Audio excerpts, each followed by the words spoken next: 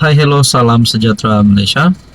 Selamat datang ke channel Fels Lifestyle. Terima kasih kerana terus setia dan bersama di dalam channel ini. Tuan-tuan dan puan, masih ramai yang bercakap dan bercerita tentang titah edendum. Sebelum ini kita sudah dengar sehingga ada gesaan kepada Anwar Ibrahim untuk letak jawatan kerana ada dakwaan bahawa Anwar dan kerajaan menyembunyikan titah edendum. Nah, setelah perkara ini semakin berpanjangan, setelah ada yang mendakwa kerajaan menipu, kerajaan menyembunyikan titah edendum, kepimpinan kerajaan sudah pun membuat pendedahan bahawa mereka tidak menyembunyikan titah edendum. Tapi saudara-saudara, pada akhirnya apa yang berlaku kepada kerajaan hari ini, terutamanya Anwar, sudah pasti ramai yang menantikan pandangan dan respon daripada Anwar. PMX sudah pun membuat kenyataan berkaitan dengan ini. Tapi ini satu kejutan daripada UMNO. UMNO Gua Musang mahu PM bertanggungjawab isu titah edendum. Ini bukan daripada kepimpinan pembangkang tetapi daripada UMNO sendiri, yaitu parti di dalam kerajaan perpaduan sendiri, parti komponen ataupun parti gabungan di dalam kerajaan perpaduan. UMNO Gua Musang mahu PM bertanggungjawab isu titah edendum.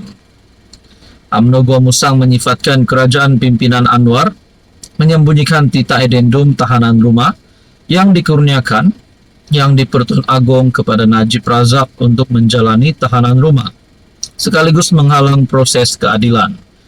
Ketuanya Tengku Razali Hamzah menggesa Anwar sebagai Perdana Menteri terikat dengan ikrar sumpah taat setia kepada Yang di-Pertuan Agong serta Perlembagaan Persekutuan. Justru katanya sebarang keingkaran, menyembunyi atau menafikan titah Yang di-Pertuan Agong merupakan satu penderhakaan besar kepada raja dan negara. Tindakan Perdana Menteri yang tidak konsisten dengan jawapan-jawapan sebelum ini jelas menampakkan wujudnya kelemahan ketara bagi seorang Perdana Menteri.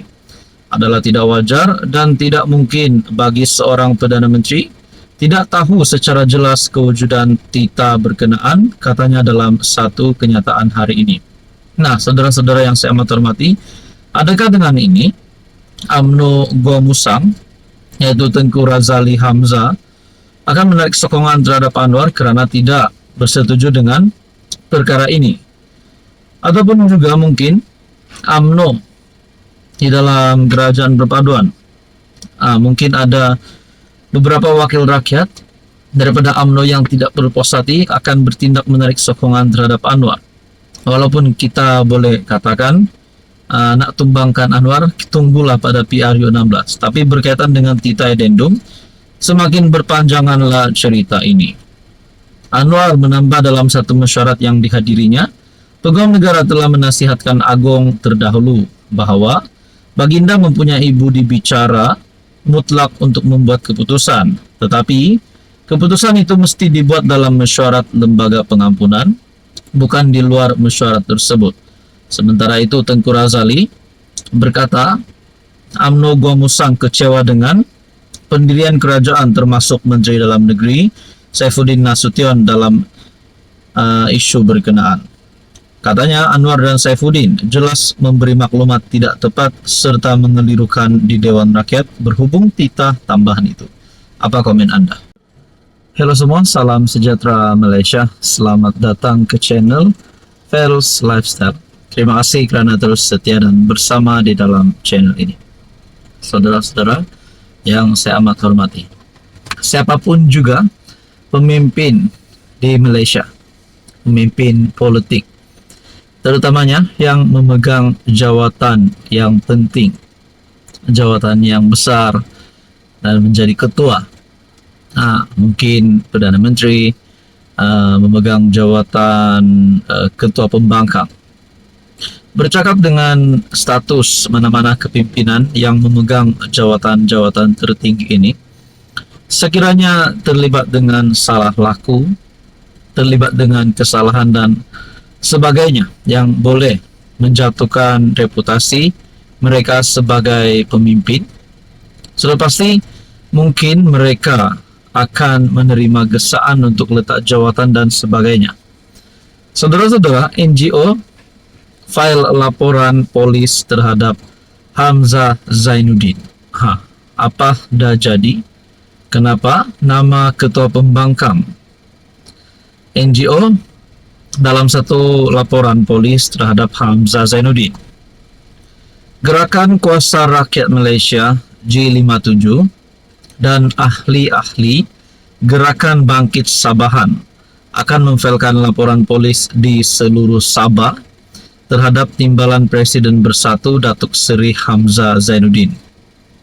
Ia susulan video tular di mana Hamzah dilaporkan mengguris hati dan perasaan rakyat Sabah dengan menggunakan perkataan palui atau bodoh semasa satu perhimpunan di sini baru-baru ini.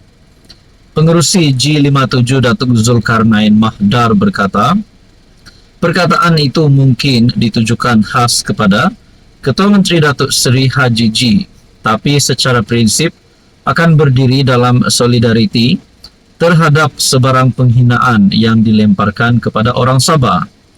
Saudara-saudara, berkaitan dengan berita ini, adakah Hamzah Zainuddin sebenarnya tidak layak untuk menjadi Timbalan Presiden Bersatu? Tidak layak untuk menjadi pembangkang kerana telah membuat kenyataan sedemikian?